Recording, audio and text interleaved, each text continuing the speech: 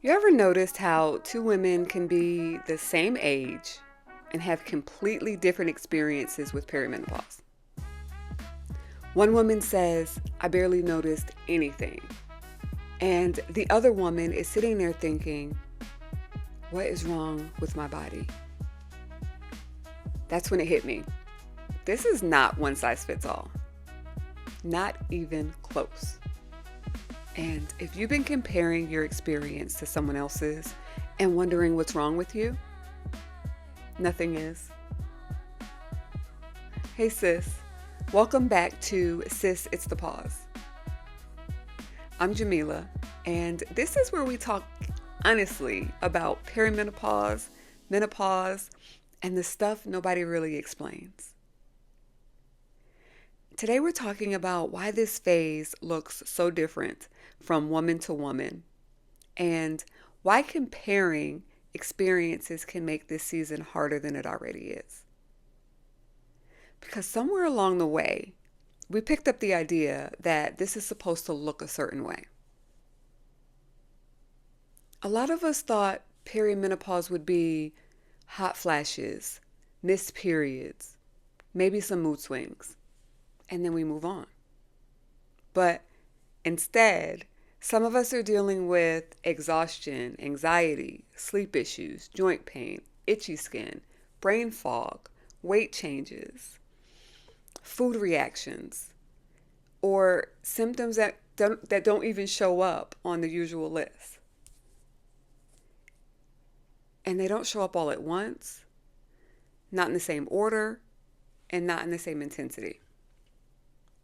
So when your experience doesn't line up with what you've heard, it's easy to start questioning yourself.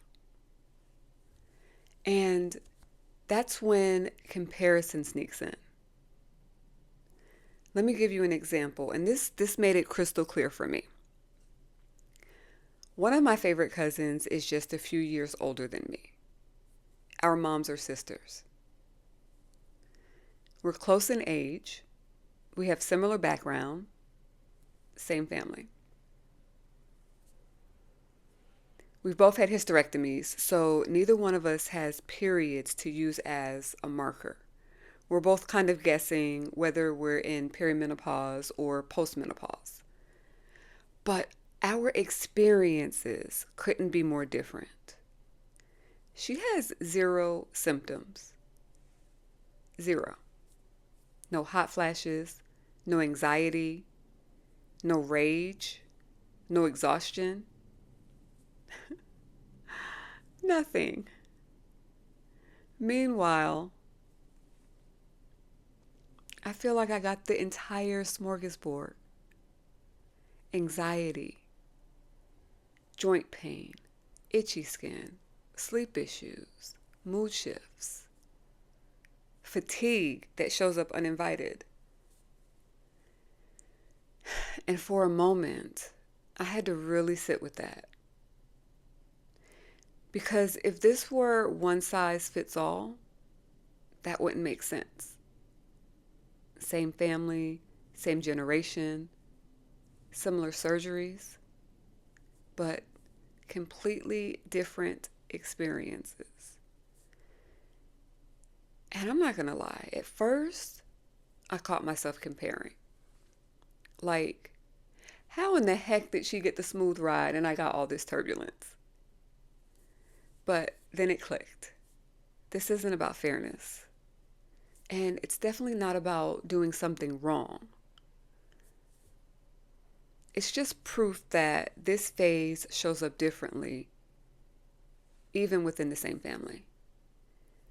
And once I noticed that, I started seeing it everywhere. I've had versions of this story from so many women, sisters, friends, co-workers. One woman barely notices anything. The other is up Googling symptoms at 2 a.m. One feels mostly fine. The other is wondering why her body suddenly feels so unfamiliar.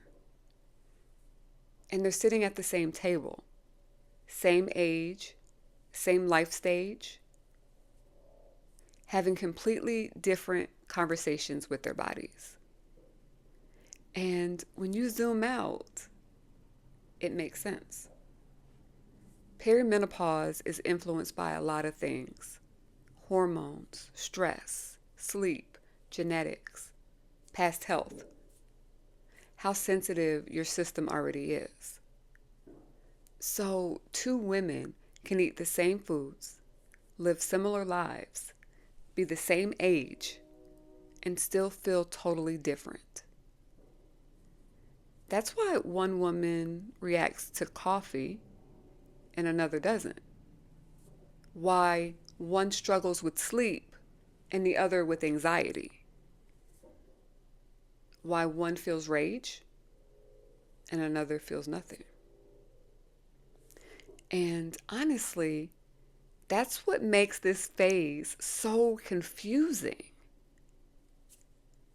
All right, let's pause here for our tea.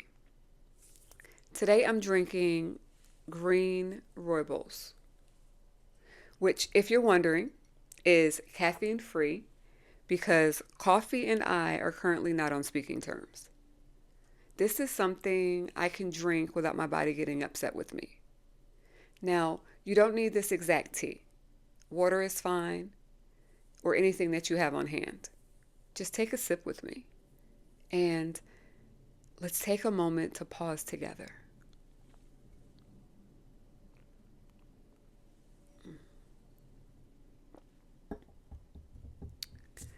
Okay. Now, instead of asking, why doesn't my experience look like hers? I've started asking, why is my body, like, what is my body doing? What does it need right now? And honestly, that question takes the pressure off. It stops from being a competition or a timeline because there really isn't a standard version of perimenopause.